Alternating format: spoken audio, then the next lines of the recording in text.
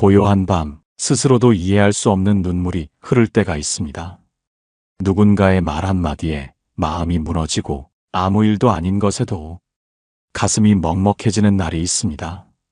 모든 것을 다 잃은 것 같은 허무함, 내가 지금 어디를 걷고 있는지 알 수 없는 막막함, 기도조차 나오지 않는 날들 속에서 사람들은 속으로 조용히 묻습니다. 내가 왜 이런 고통을 겪어야 하는가? 어느 날 한 제자가 마음을 붙잡지 못하고 부처님 앞에 나아왔습니다. 그의 눈엔 슬픔이 젖어 있었고 입술은 말없이 떨리고 있었습니다. 부처님, 저는 지금 모든 것이 무너지고 있습니다. 사람들도 떠났고 몸은 지치고 마음은 불안으로 가득 차 있습니다. 이 고통은 언제 끝납니까? 부처님께서는 그를 조용히 바라보셨습니다. 그리고 잠시 침묵하시다가 이렇게 말씀하셨습니다. 제자야, 지금 그대가 겪고 있는 이 고통은 그대를 죽이려는 것이 아니라 그대를 다시 태어나게 하려는 것이니라. 부처님께서는 말씀하셨습니다.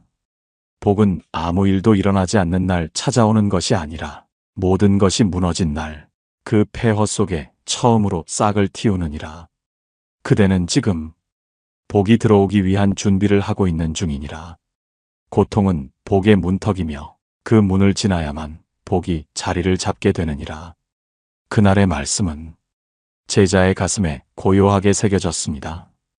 아직 삶은 아프고 아직 상황은 변하지 않았지만 그날 이후 그는 자신의 고통을 복으로 향하는 길이라 부르기 시작했습니다. 눈물로 기도하는 밤이 지나고 내 안의 슬픔이 고요해질 때 사람은 비로소 압니다. 아, 이 고통이 곧 복으로 바뀌려 하고 있었구나.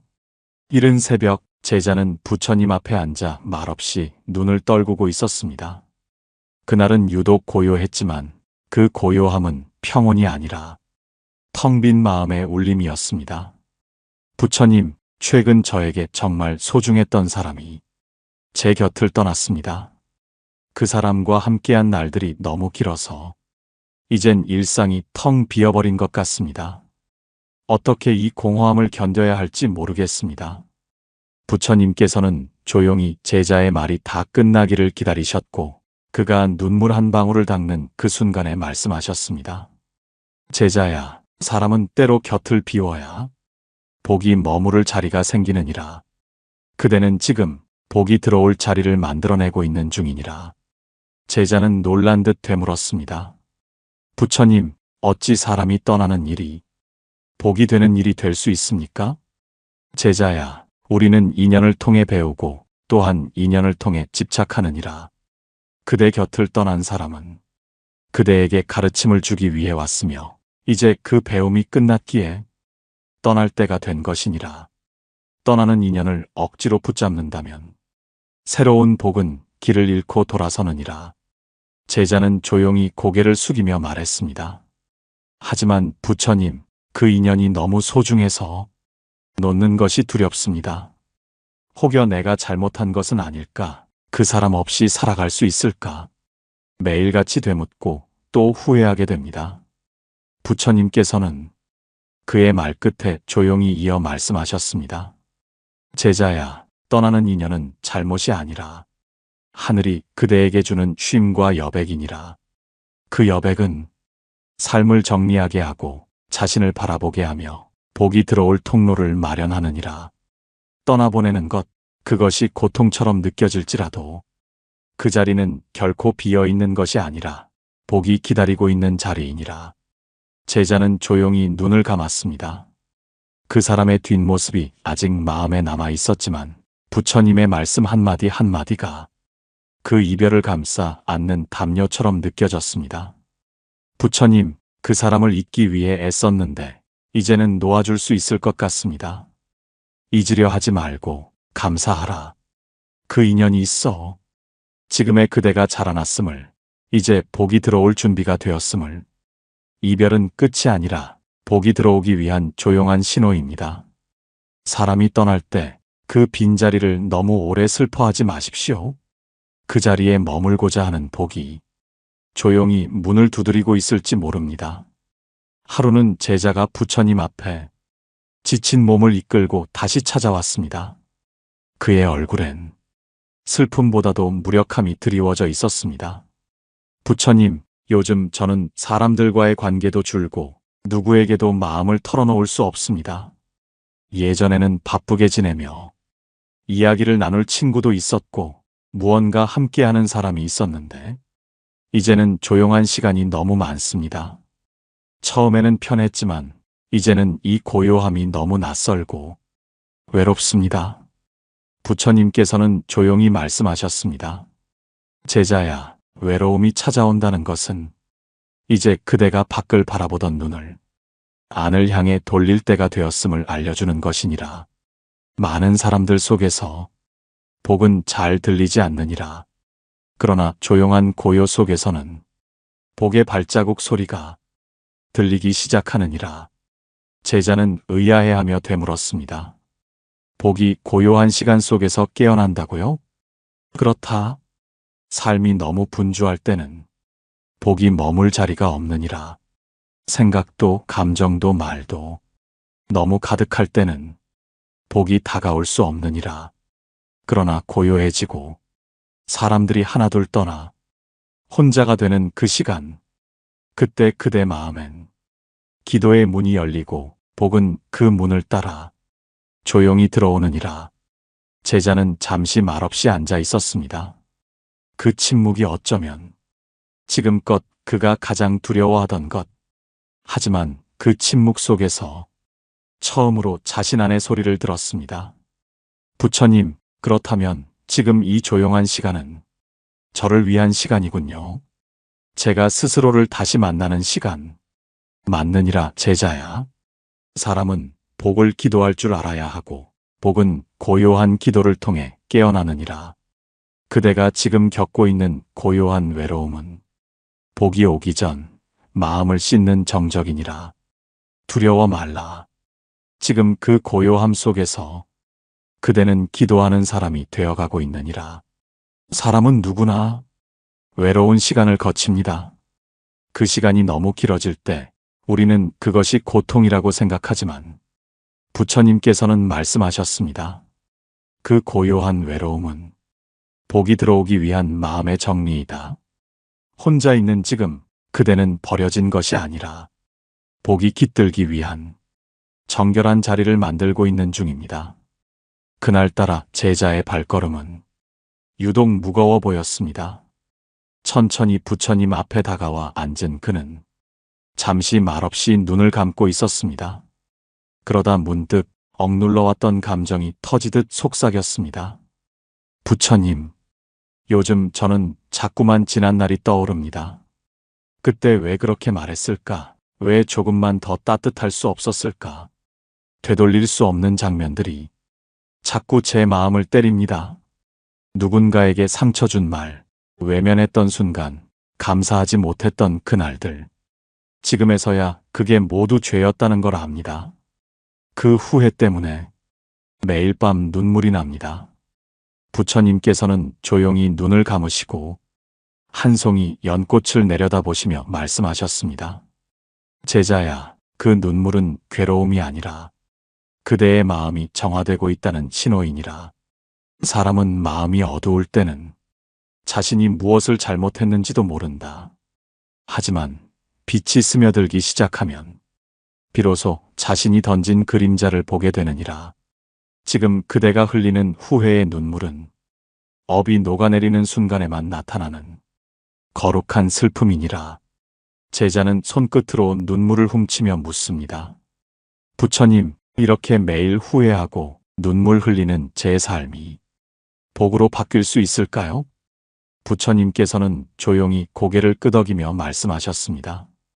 그대는 지금 그 누구보다 복에 가까이 다가서고 있느니라. 참회 없는 기도는 공허하고 참회 없는 삶에는 복이 머무르지 않느니라. 하지만 그대는 지금까지의 모든 고통을 돌아보며 스스로를 내려놓고 눈물로 자신을 씻고 있지 않느냐? 그 눈물 한 방울마다 그대의 업은 녹고 복이 머무를 자리가 생기고 있느니라. 그러니 눈물을 두려워 말라. 그것은 고통이 아니라 복이 깨어나는 기도이니라. 그날 제자는 오랫동안 말이 없었습니다. 하지만 그 침묵은 어둠이 아닌 정화의 고요함이었습니다. 어쩌면 고통 속에서 눈물로 기도하는 그 순간이 복이 문 앞에서 기다리고 있다는 하늘의 신호였는지도 모릅니다. 어느 날 제자는 부처님 앞에 앉아 조심스럽게 이런 말을 꺼냈습니다. 부처님, 요즘 저는 이상한 마음이 듭니다. 여전히 제 삶은 힘들고 겉으로 보기엔 변한 게 없는데 문득 이런 마음이 올라옵니다. 살아있어서 감사하다. 이만하길 다행이다. 아직 숨 쉬고 있음에 고맙다. 이유도 없이 갑자기 그런 마음이 올라와 제가 스스로 놀랄 정도입니다. 부처님, 이런 마음이 드는 건 무엇 때문입니까? 부처님께서는 부드럽게 웃으시며 제자의 눈을 조용히 바라보셨습니다. 제자야, 그 마음은 그대 안에서 복이 깨어나고 있다는 징조이니라. 감사란 삶이 완벽해서 드는 감정이 아니라 삶을 있는 그대로 받아들이기 시작할 때 조용히 피어나는 꽃이니라. 고통 속에서도 감사의 기운이 올라오기 시작했다는 것은 그대가 고통을 있는 그대로 껴안고 업을 녹이고 복을 맞이할 준비가 되어간다는 뜻이니라. 제자는 조용히 고개를 끄덕이며 말했습니다. 예전에는 늘 부족한 것만 보였고 없는 것만 셌습니다. 그런데 지금은 밥 한 끼를 먹을 수 있음에도 고맙고 아침 햇살을 맞으며 숨을 쉬는 것만으로도 감사함이 올라옵니다. 이유가 없는데 그 마음이 자꾸 차오릅니다. 부처님께서는 말씀하셨습니다. 그대가 지금 그 마음을 느끼고 있다면 그대는 이미 복을 지닌 자니라. 감사하는 마음은 복이 가장 먼저 머무는 자리이니라. 사람들은 흔히 복을 좋은 일이 생기는 것이라 여기지만 참된 복은 감사할 줄 아는 마음에서 시작되느니라. 그대가 지금 이유 없이 감사하고 있다면 그대 마음의 문 안으로 복이 조용히 들어오고 있다는 뜻이니라. 그날 제자는 아무 말 없이 하늘을 올려다보았습니다. 흰 구름 한 점, 바람 한 줄기, 그저 그런 하루가 그날은 눈물 날 만큼 소중하게 느껴졌습니다. 그리고 그는 속으로 조용히 중얼거렸습니다. 이대로도 충분합니다. 감사합니다. 어느 날 제자는 그동안 부처님과 나눈 모든 말씀을 되새기며 고요한 산길을 따라 홀로 걷고 있었습니다. 이전과 달리 사람도 없고 말도 적고 눈에 띄는 변화도 없었지만 그의 마음에는 작은 기류가 일고 있었습니다. 그는 조용히 부처님 앞에 다가와 앉았습니다.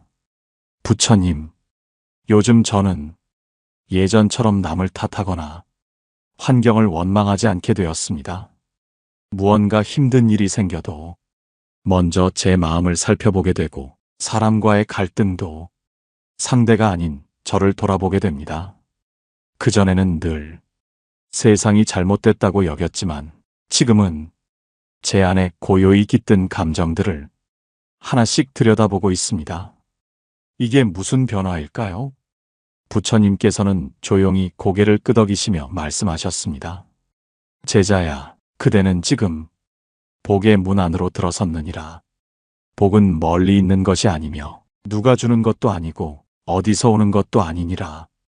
복은 그대가 자신을 돌아보기 시작할 때 비로소 스스로 피어나느니라. 사람들은 복이 오면 기뻐지고 삶이 나아지는 줄로만 알지만 참된 복은 먼저 자신을 보게 하고 스스로를 다듬게 하며 과거를 정리하고 말을 줄이며 마음을 고요히 하느니라. 지금 그대가 자신의 내면을 들여다보고 있다면 그 마음 안에 자비가 깨어나고 있다는 뜻이니라. 자비는 복이 가장 먼저 머무는 기운이니라. 제자는 조용히 두 눈을 감고 깊은 숨을 들이켰습니다. 그 순간 그는 알았습니다. 지금 이 순간 어디에서도 들리지 않던 소리가 자신 안에서 들리기 시작한 것을요. 내가 나를 다독이기 시작했구나. 고통을 고통으로만 보지 않게 되었구나. 그것이 복이 시작된 순간임을 그제야 알 수 있었습니다. 어느 날 문득 누구를 탓하지 않고 자신의 마음을 가만히 들여다보기 시작할 때 누가 옳고 그른가 보다 내가 어떻게 살고 있는가를 돌아보게 될 때 그대는 이미 복의 길 위에 올라선 것입니다. 고통은 외부에서 오지만 복은 언제나 내 마음에서 깨어납니다. 복을 부르는 삶이란 다른 사람을 바꾸는 것이 아니라 내가 나를 살피고 다시 사랑하기 시작하는 순간에서 시작됩니다. 제자는 조용히 고개를 숙인 채 부처님 앞에 다시 앉았습니다. 그 눈빛은 처음과 달리 무언가를 다 견뎌낸 사람의 고요함이 깃들어 있었습니다. 모든 걸 잃고 나서야 복이 보이기 시작한 상인 수다타의 이야기. 아직 해가 뜨지 않은 새벽녘, 비가 내린 듯 축축한 흙냄새가 맴도는 숲길을 따라 한 남자가 조용히 기원정사 문 앞에 섰습니다. 그는 과거의 자신이라면 상상도 못했을 정도로 낡은 옷을 입고 맨발로 먼 길을 걸어왔습니다. 그는 바로 한때 사와티에서 가장 부유했던 상인 수다타 장자였습니다. 수다타는 예전엔 한 손에 황금을 쥐고 다른 손엔 세상의 사람들을 거느리던 사람이었습니다. 그의 집에는 하루에도 수십 명의 손님이 오갔고 재화는 창고에 가득했고 그의 이름은 곧 성공과 능력의 상징처럼 여겨졌습니다. 그러나 어느 해 갑작스레 기근이 찾아왔습니다. 곡식이 말랐고 상업이 멈췄고 사람들은 먹을 것을 찾아 다른 도시로 떠났습니다. 하룻밤 사이에 수다타는 모든 걸 잃었습니다. 집도 돈도 그를 따르던 수많은 사람들도 하나둘 떠났습니다. 그제야 그는 깨달았습니다. 아, 내 곁에 있던 건 사람의 마음이 아니라 내가 가진 이익이었구나. 하루하루가 달라졌습니다. 그 많던 말벗도 사라졌고 음식은 스스로 구해야 했습니다. 밤이면 자신이 쌓아 올린 부귀의 허상이 허무하게 무너져가는 장면이 떠올랐습니다. 그는 처음으로 아무도 없는 방에 앉아 스스로에게 묻기 시작했습니다. 지금 이 삶은 과연 실패인가? 그러던 어느 날 길을 걷다 우연히 한 무리를 발견합니다. 그들은 허름한 옷을 입고 있었지만 눈빛이 맑았고 말이 적었고 걸음은 고요했습니다. 그 무리의 중심엔 부처님이 계셨습니다. 그 순간 수다타는 알 수 없는 평온함에 이끌려 다리를 꿇고 앉았습니다. 부처님께선 그를 조용히 바라보셨고 그 눈빛 안엔 비난도 안타까움도 없었습니다. 오직 괜찮다는 자비만이 깊게 깃들어 있었습니다. 수다타는 말없이 울었습니다. 세상의 재산을 다 가졌을 때는 한 번도 울지 않았던 사람이었지만 그날 부처님의 눈빛 앞에서는 자신도 모르게 눈물이 흘렀습니다. 그리고 그날 부처님께서 조용히 말씀하셨습니다. 너는 가진 것을 잃은 것이 아니라 자신의 업장을 내려놓은 것이니라. 이제 복이 들어올 자리가 생겼느니라. 그 뒤로 수다타는 부처님을 따르기 시작했습니다. 예전처럼 재산을 다시 모으려 하지 않았고 누군가를 이기려 하지도 않았습니다. 그는 기원정사를 짓는데 자신의 마지막 남은 재산을 쏟아부었습니다. 이제 내 복은 소유가 아니라 회양입니다. 그는 말했습니다. 예전에 나는 많이 가졌지만 늘 불안했고 지금의 나는 아무것도 없지만 마음이 평온합니다. 나는 이제 복을 가진 사람입니다. 이야기의 끝은 화려하지 않습니다. 그러나 그 삶의 결은 더없이 단단하고 고요합니다. 사람들은 말합니다. 수다타는 가장 큰 부자였다. 하지만 부처님 곁에서 모든 걸 내려놓은 그 이후에야 진짜 복이 깃든 사람이 되었다고. 고통은 모든 걸 앗아가는 것이 아니라 복이 들어올 자리를 만들어주는 과정입니다. 잃는다고 끝이 아닙니다. 그 이름의 끝에서 당신의 마음이 조용히 깨어난다면 복은 이미 그 자리에 당신을 기다리고 있었던 것입니다. 부처님, 이제야 알겠습니다. 고통은 끝이 아니라 복이 깨어나는 신호였음을요. 사람이 떠나고 혼자 남겨지고 후회와 눈물에 잠기고 문득 감사가 올라오고 그리고 마침내 내가 나를 돌아보게 되었을 때 그 모든 순간들이 복이 찾아오고 있다는 징조였음을 이제야 가슴 깊이 알겠습니다. 이별의 고통 끝에서 복을 만났던 이름 없는 시골 마을의 작은 여인 이야기. 때로는 삶이 너무 조용해서 고통이 되는 날이 있습니다. 누구와도 말이 닿지 않고 사람들의 위로조차 마음 어딘가에 닿지 않을 때 우리는 비로소 고요한 기도의 자리에 앉게 됩니다. 이 이야기는 누구에게도 알려지지 않았지만 복이 조용히 머물다 간 한 사람의 이야기입니다. 그녀의 이름은 사람들의 기억에서조차 사라졌지만 마을절에서는 아직도 그를 향불 여인이라 불렀습니다. 그녀는 젊은 시절 남편과 아들을 한 해 사이에 모두 떠나보냈습니다. 한 사람은 병으로, 한 사람은 사고로. 그렇게 한순간에 가족이라는 울타리가 사라졌습니다. 장례를 치르고도 울지 못했습니다. 울면 쓰러질 것 같았기 때문이었습니다. 그해 백중날 마을의 절에서는 오랜만에 작은 천도제가 열렸습니다. 그녀는 아무 말 없이 절을 찾았고 사람들이 눈치채지 못하는 구석에 앉아 작은 향 하나를 피웠습니다. 그날 그녀는 부처님 앞에 말없이 앉아 3시간을 꼼짝 않고 울기만 했습니다.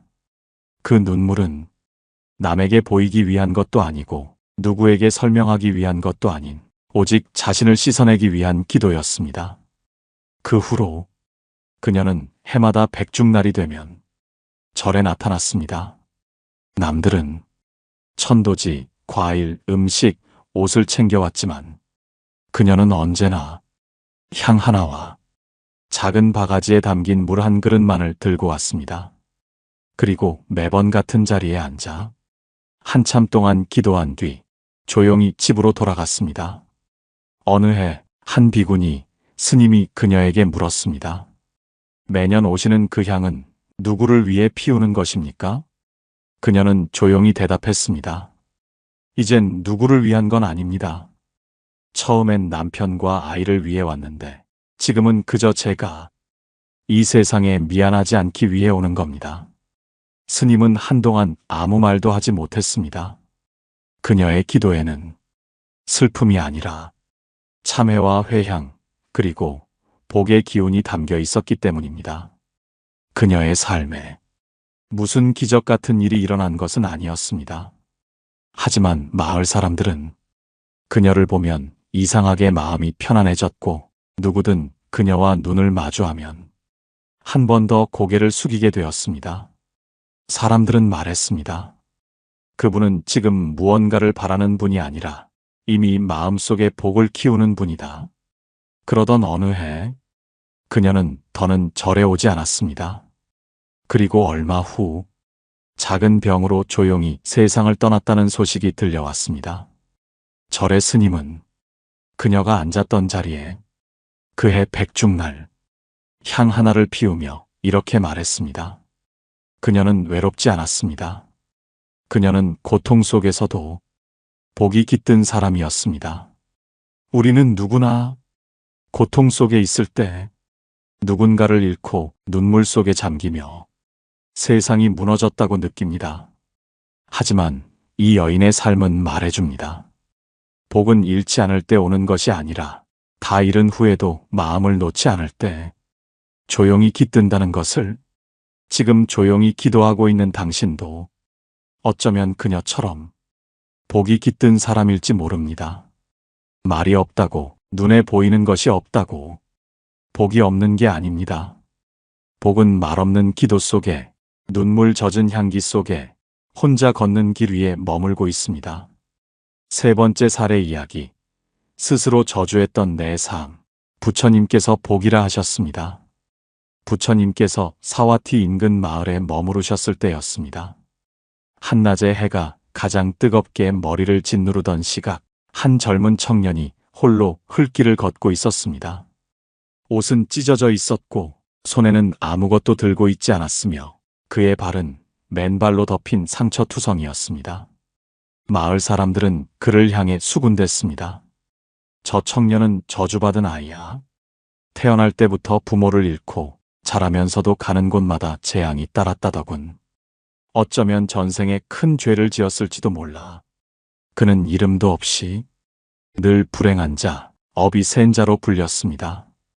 어디에도 뿌리 내리지 못했고 누구와도 인연을 맺지 못했으며 몸을 누일 자리도 삶을 이야기할 사람도 없었습니다. 그는 삶이란 것을 견뎌야 하는 벌이라 여겼고 자신의 존재를 부끄러워하며 하늘을 원망하던 사람이었습니다. 그런 그가 어느 날 우연히 부처님의 설법을 듣게 되었습니다. 사람들 틈에 숨어 앉은 그는 머리를 푹 숙인 채 가만히 듣고 있었습니다. 그날 부처님께서 하신 말씀은 이러했습니다. 사람이 복을 깨닫지 못할 때 복은 고통의 얼굴로 찾아오느니라. 그러나 그 고통을 가만히 품고 견디는 자는 자신도 모르게 복을 키우고 있느니라. 그 순간 청년의 손끝이 떨리기 시작했습니다. 부처님께선 그를 향해 시선을 돌리셨고 사람들 사이로 들어가 직접 그의 앞에 다가서셨습니다. 그리고 조용히 물으셨습니다. 너는 누구냐? 청년은 떨리는 목소리로 대답했습니다. 저는 저주받은 사람입니다. 버림받은 자고 복 없는 자입니다. 어디에도 속하지 못하고 아무에게도 사랑받지 못합니다. 그 말을 들은 부처님께서는 잠시 눈을 감으셨다가 조용히 입을 여셨습니다.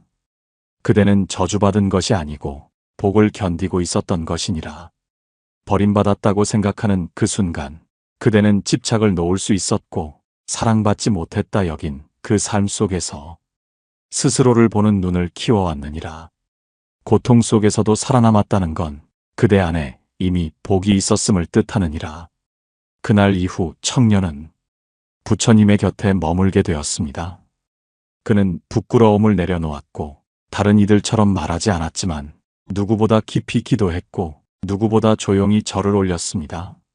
사람들은 그를 여전히 과거의 눈으로 보았지만 부처님께서는 어느 날 제자들에게 말씀하셨습니다. 저 청년은 복이 몸이 된 자이니라.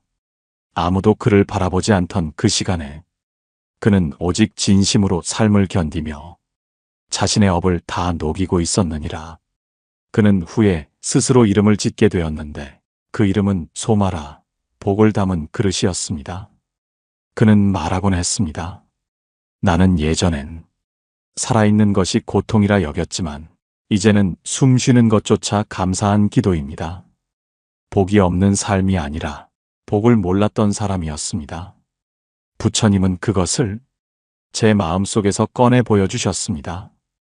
복은 화려하게 오지 않습니다. 눈부시지도 않고 확실하게 드러나지도 않습니다. 그러나 말없이 견디며 자신을 포기하지 않고 살아가는 이에게 복은 반드시 그 마음 안에 자라납니다. 지금 이 영상을 마주하고 있는 당신이 혹여 고통 속에 있다고 느껴진다면 그대 역시 복을 키우고 있는 중입니다. 고통은 끝이 아닙니다. 고요히 자라고 있는 복의 씨앗일 뿐입니다. 이것이 부처님 시대 한 청년이 저주받은 인생이라 여겼던 삶이 복이 머무는 그릇이 되어가는 이야기였습니다. 이 세 가지 사례를 통해 복은 멀리 있지 않다는 것, 그대의 삶 안에 이미 자라고 있다는 것을 우리는 함께 확인하게 됩니다. 부처님께서는 고요히 웃으시며 그제야 제자에게 마지막 설법을 건네셨습니다. 그래야 하느니라 제자야.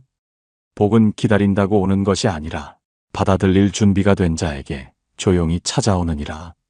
고통은 그 준비를 위한 선물이며 그대가 그 고통을 견디고 돌아보며 기도하고 감사할 수 있다면 그 고통은 더 이상 업이 아니라 복이 깃든 시간으로 바뀌게 되느니라. 그리고 그 복은 그대의 눈빛에 머물고 그대의 말끝에 깃들고 그대가 걸어가는 모든 길에 등불처럼 따라가게 되느니라. 이제 제자는 더 이상 복을 바라는 사람이 아니라 복을 품고 살아가는 사람이 되었습니다. 고통이 밀려오던 날이 이제는 가장 따뜻한 기억이 되었고 그 기억은 누군가에게 손을 내밀게 하는 자비가 되었습니다. 지금 이 영상을 끝까지 보고 계신 당신도 이미 그 5가지 징조 중 하나를 지나고 있는지도 모릅니다. 아무도 몰래 울었던 날, 아무도 듣지 않는 곳에서 했던 기도, 말없이 견뎌낸 외로움, 스스로에게 속삭였던 작은 감사, 그리고 문득 내 안을 들여다보기 시작한 그 순간들.